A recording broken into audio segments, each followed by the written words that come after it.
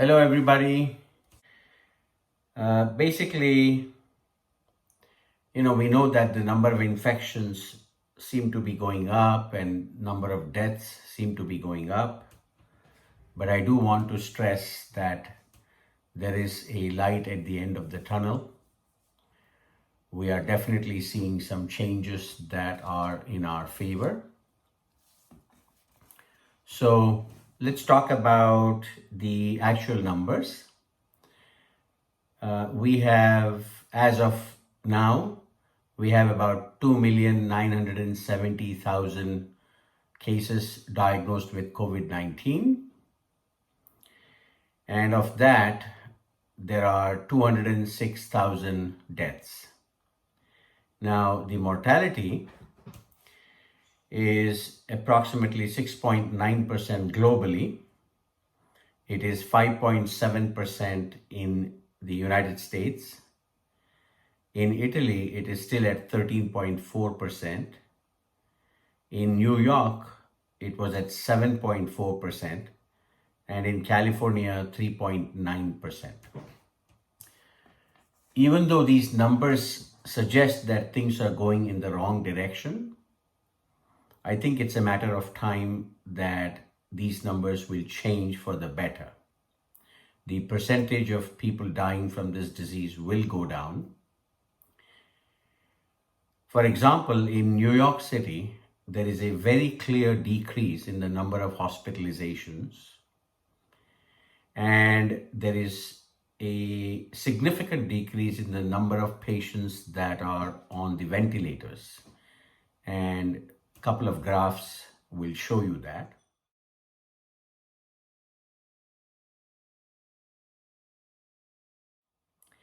And we are seeing very similar trends in other parts of the world. For example, in Italy, clearly the death rate is going down. And that is again shown in one of the graphs. Now, let's talk about testing. FDA has a system called Emergency Use Authorization, or EUA. It is a system that is used to basically allow unapproved drugs or new uses for existing drugs in a situation which is regarded as an emergency.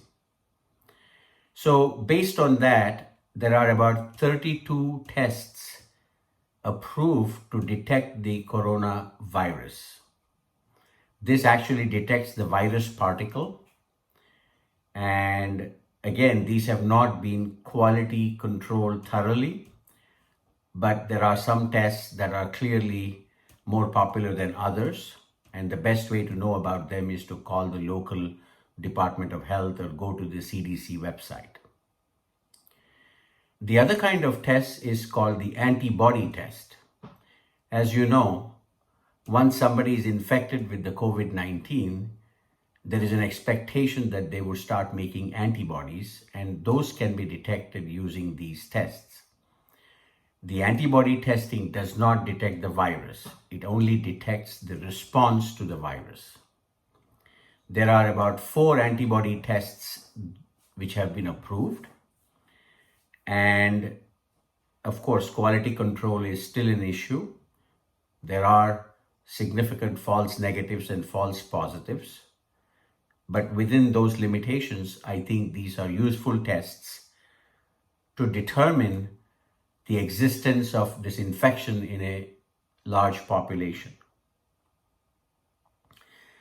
The FDA basically clearly says that home testing is still not prime time, and therefore I urge people not to buy home kits if they are sold online. Now, these antibody tests are interesting in the sense, in New York, for example, there were 3,000 people subjected to an antibody testing. They were never symptomatic. They never knew that they had the COVID-19. But surprisingly, 21% of those people actually had the antibodies, suggesting that the number of infections is much higher than what is known so far. These antibody tests, I think, will help us to determine how to hopefully maybe relax some of the recommendations. Let's talk about vaccines. This is an exciting development. Actually, the World Health Organization is collaborating at a global level, and they have something called as a WHO Solidarity Trial. And they are basically helping various organizations across the world come up with a vaccine. There are about 7 different vaccines that are currently being tested. And in fact, just day before yesterday, the University of Oxford has taken up a very ambitious project, and they want to have an actual vaccine product by the end of the year.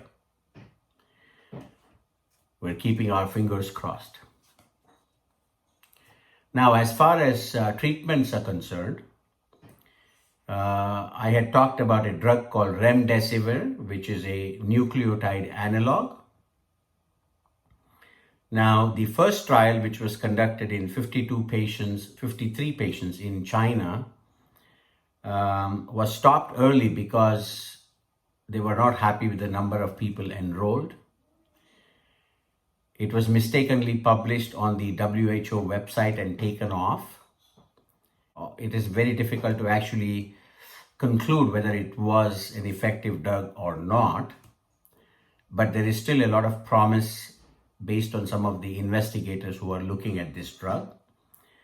There is a second trial on the way, and that has about 572 patients, and hopefully we will get results of that in the next month or so. The Covid-19 protease, which is a protein that the virus uses to do its thing, has been crystallized, and that is a big step forward. And many companies will now start looking at what we call protease inhibitors, just like what was done with HIV, and that has been a success story. The third kind of treatment is convalescent plasma. The FDA has authorized use of convalescent plasma as a drug to treat patients. There are many anecdotal reports of this helping patients, especially in the ICU setting. And I think a formal compilation of all the information would be very helpful.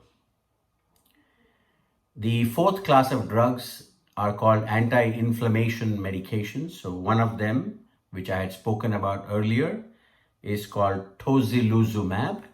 It is a drug that is used in rheumatoid arthritis patients.